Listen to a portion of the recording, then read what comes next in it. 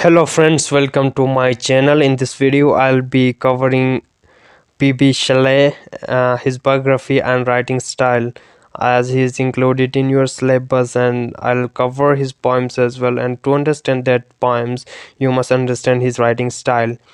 So begin with his introduction, and in short form we called him P.B Shelley, and in full form you can pronounce it as Percy Bysshe Shelley, right? So P.B Shelley, simple words you can call pronounce it as P.B Shelley. So he was born in Sussex on 4th August 1792, and his related his father and his early life. And he was English romantic poet, and he was one of the best philosopher and lyrical poet. Yes, he is also known as the lyrical poet in English, right? And after his death he gained recognition for his social views and radical poetry, and later become important member of close circle of the visionary writers and poets. And Shelley has written one of the best classical poems that include Ode to West Wind, Ozymandias, right? That are included in your syllabus, and I'll cover them in the upcoming videos as well. And the journals and publish and refused to publish his work in the fear of being arrested for blasphemy.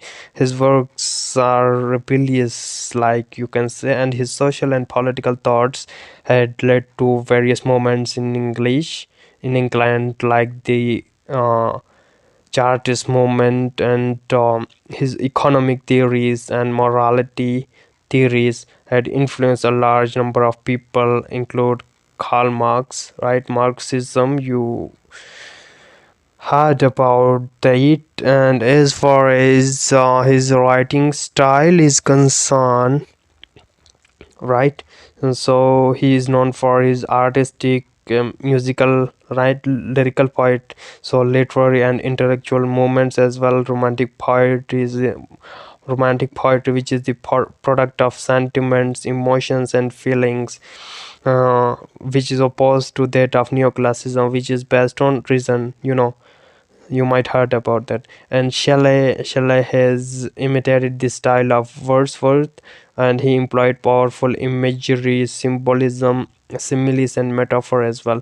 And his diction he employed by Shelley is tactile and lush, and he never used ornamental language or words or fanciful words, right? And ordinary or simple diction is found, and he expressed his versatile feelings, not of music, lyrics, melody, right? We'll find and elements of imagination, natural supernaturalism, melancholy, beauty, Hellenism, uh, lyricism, subjectivity, and idealism is also found in his poetry. Don't need to describe that words. I think you know, right? Supernaturalism, melancholy, beauty, Hellenism. Hellenism is also concerned with beauty. You might heard about the Helen of Troy, who was the most beautiful woman, right? So this is related with that classical concept or the Greek concept of beauty, Hellenism, right? Lyrics, lyrical related to musical notes, right? Rhythm, subjectivity, his own thoughts, idealism, ideal world, or you can call it utopian world. He lost in his own ideal world, right? And distinguishing features of his poetry include lyricism. Yes, he is a lyrical poet, so genius of lyrical poet, and their intensity of emotions, feelings, momentarily and passionate impulses. And lyrics are the melodies, right? Peaceful, sooth and graceful spontaneity. And or to Skylark, which is in your syllabus, and these are the lines from that poem, right? Which is full of lyrics, right? Lyricism. Teach me half the gladness that thy brain must know, such harmonious madness from my lips would flow. such amazing lines, right? And you will really enjoy his poems, right? The lyricism and his lyrics gave a sense of penetrating rapture to his listener, and given by love and nature. And musicality, yes, lyricism, musicality, melody, rhythm, all of these are related to date, and Shelley wonderfully blends this sense and versification, right? And he's regarded as the prince of English lyricism as well. And second characteristics of his poetry include the not for or the longing or yearning for something. So he's thoughtful, not of longing or yearning for what, yearning or craving, desiring for unreachable and unattainable desires, and haunted by external mind. And he chases the invisible things, right? And uh, apart from that, Shelley also assigned various names to his unattainable things in the poems, right? And spirit of beauty, unseen power, or to west wind, and or to skylark, right? And skylark is Shelley's poet bird. Skylark, it's the name of bird. And idealism in his poetry. Idealism, believing in something ideal or utopian, right? And in his poetry, he stimulates the form of enthusiasm for reform and prophetic voice because of his employing idealism. And he asserts that this desolate and imperfect world must be transformed into a land of love, right? He just escaped from this harsh world, this world full of difficulties, challenges, and problems, and he just idealized or lost in imaginative world or utopian world, right? Which is full of love, blessing, right? And believed that one day the poetry would transform the world. And in his ode to west wind, we'll see that he just desired that the wind will carry his thought, his poetic thoughts to the world, right? His poetry is filled with the note and feeling of escapism, and he is urged by his pensive, means thoughtful urgency of fly away from the world full of miseries, hatred, pain, suffering. And in ode to west wind, he asked the west wind, right? I already told you. And then Platonism or Hellenism. So this is related with beauty, right? I already told you about Hellenism, Helen of Troy, that concept, Greek concept of beauty. And he is evident of eagerness for the wisdom of philosophers of Greece, and influenced by Plato, and human life and natural objects, that they are poor copy of ideal form, right? Like Plato, Shelley of the same concept or notion.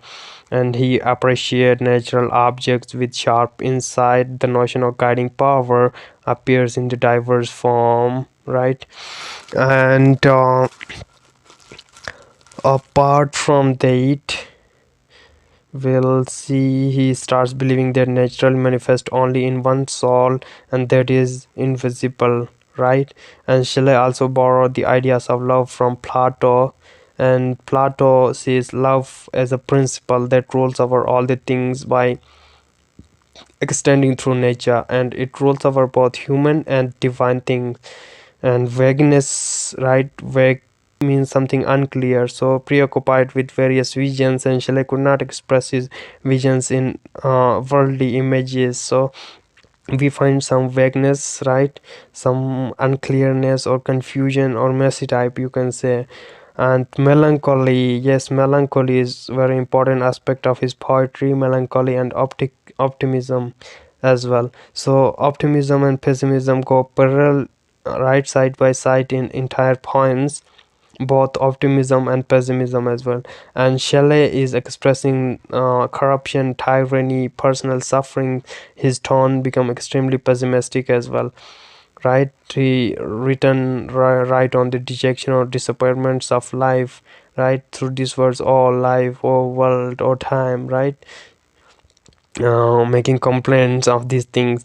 And in the line, Shelley cry for the suffering arise from the unaffected frustration and private anguish, distress as well. And melancholy is very dominant, and Shelley also appears to be highly optimistic about the future of the world, and he strongly believes that golden time approaching, right, through escapism. And his prophecy "Ode to West Wind" is most optimistic line in his entire poem, and I'll discuss that "Ode to West Wind" as well. And Shelley's poetry is distinguished with this unique characteristics of combining optimism and pessimism. And nature, which is very important theme of romantic poetry, right? And as a romantic poetry, also passionate lover of nature, and the main theme of most of the poem is nature, right? For example, in the poems "Ode to Skylark," right, "Ode to West Wind," yeah, right, he is fascinated by nature.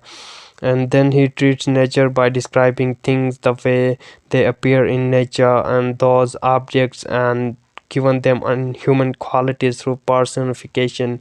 Means he personified the west wind, right? Or to west wind, personified west wind, I already told you, capable of doing things, humanly things or animate things.